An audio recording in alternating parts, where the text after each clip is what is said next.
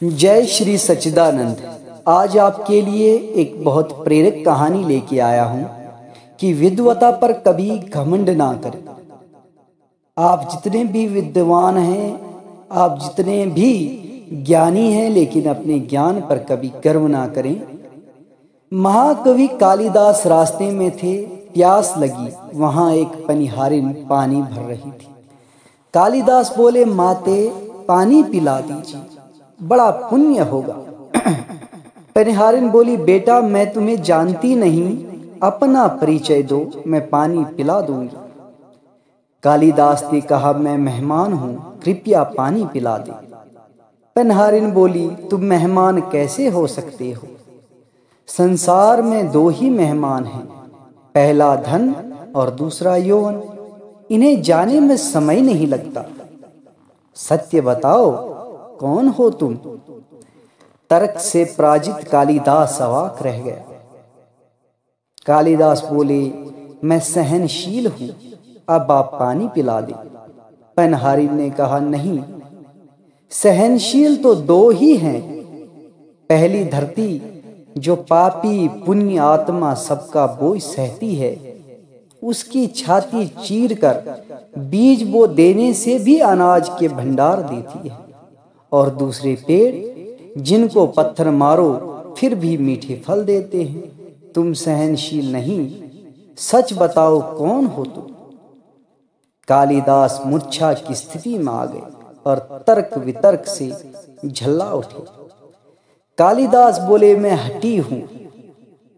पनिहारिन बोली, फिर असत्य? हठी तो दो ही हैं, पहला नख और दूसरा केश।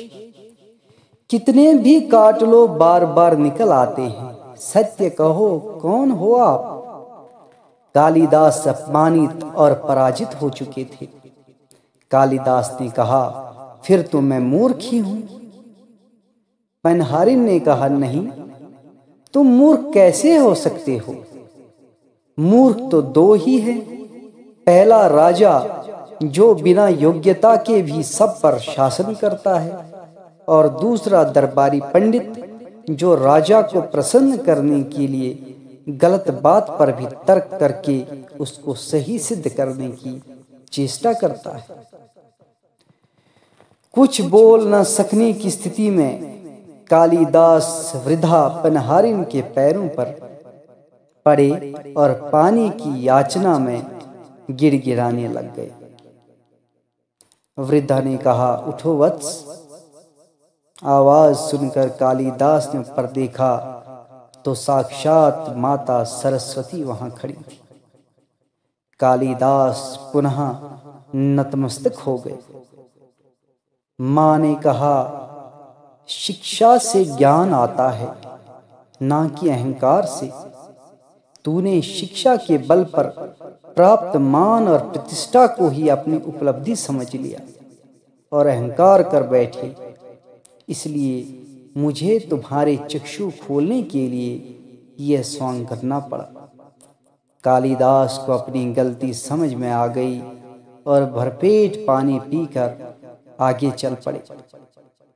विद्वता पर कभी घमंड ना करें। घमंड विद्वता को नष्ट कर देता है। दो चीजों को कभी व्यर्थ नहीं जाने देना चाहिए, अन्न के कण को और आनंद के क्षण को।